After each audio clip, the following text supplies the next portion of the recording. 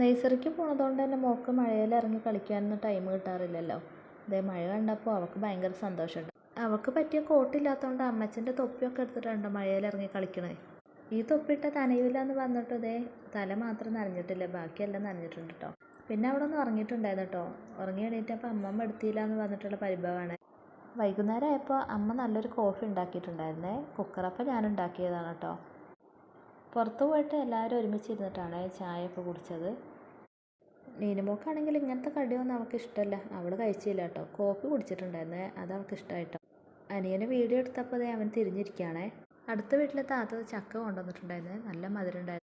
മോൾക്ക് ചക്ക കൊടുക്കാൻ പോയപ്പോൾ റൂമിൽ ഇതാട്ടോ പരിപാടി, മസിൽ വരാൻ വേണ്ടി എക്സസൈസ് ചെയ്യുകയാണെന്ന് പറയണേ. അവൾക്കാണെങ്കിൽ ചക്ക ഭയങ്കര ഇഷ്ടമാണ് കേട്ടോ. പിന്നെ ഞാനും മോളും തമ്മിലുള്ള കുറച്ച് സ്നേഹപ്രകടനമൊക്കെ കഴിഞ്ഞിട്ട് വീഡിയോ എടുക്കട്ടെ എന്ന് പറഞ്ഞപ്പോൾ അവിടെ ചിരിക്കാൻ പറഞ്ഞിട്ട് ചിരിച്ചില്ല കേട്ടോ.